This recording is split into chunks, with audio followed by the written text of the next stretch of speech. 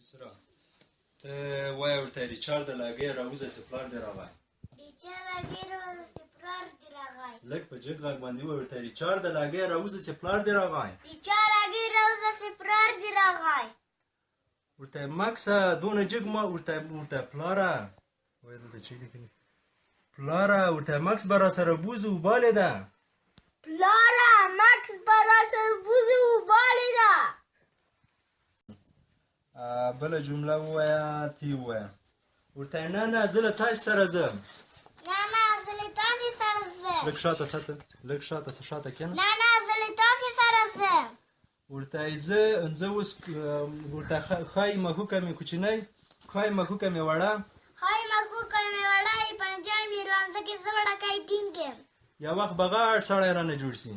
یو وخت غاړ سړی رانه جوړ سي ورته ډېر خوشحاله یم افریقا ته ځو ډېر خوشحاله یم افریقا ته ځو آفرین ته راځئ چې ویده سو سبا ته افریقا ته ځو راځئ چې ویده سو سبا ته افریقا ته ځو ورته پلاره خیر ده راسره بوبی ځو اوبالې ده ریچارډ خیر ده پلاره ریچارډ اوبالې ده راځئ چې بوی ځو ماچم نه ریچارډ نسی کولای چې له موږ غوږ ونیسه غوږ نه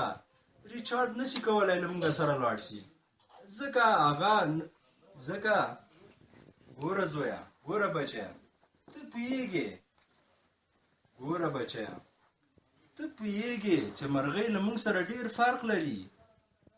ډینګان نسی کولای چې په ژمي کې دلته واوسي او مرغۍ نسی کولای چې دونه لوی سفر وکړي هغه باید همدلته پاتې شي دې خواته کښېنه ورته پلاره مور یې څه سوی پلاره مور یې څه سوی ورته خیر دی ځم در سره ځم چېرته خیر دی ځم در سره ځم چېرته ته ځم یوازې چاته پرېښودم زه یوازې یم چاته پرېښودلم ځم تنها چاته پرېښودم آفرین ښه یاسره ته به ووایم ورته یې ښه نو کورنۍ مې چېرته ده راسه دغلته کښېنه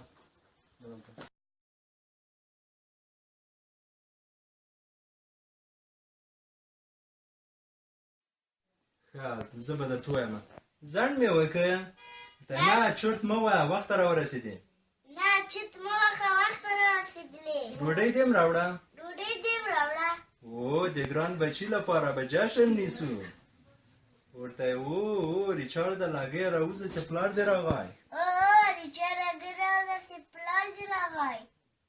ریچارډ لګی راوځه چې پلار دې راغی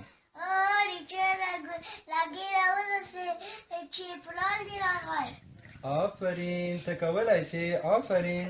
راوځه لګی آفرین شاباس آفرین ته ورته فکر کوم د پلار غوندې به یې هوښیاري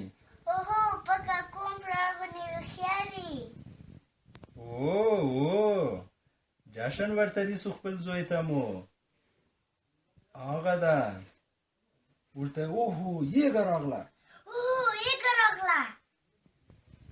ای بد شکلې یېږې ته نسې کولی موږ وخورې تښته له دې ځایه یا الله خیر دا خو مړه ده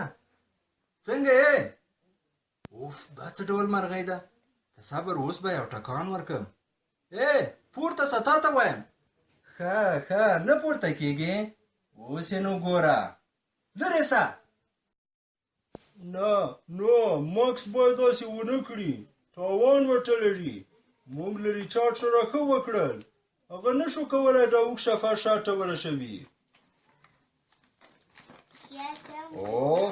مخکې دې لکه چې د ډوډۍ مړۍ نه وه لیدلې لږ مې ګلپي او لږ مې دغه ډوډۍ را سره واخړه دا مې وخوړله داسې په ستوني کې مې بنده شوله یسرا ته غلی شه یوه دقیقه شور مه کوې دا یاسر ورته ووایه یاسره انسه ورته ته له کوم سره ملګری یې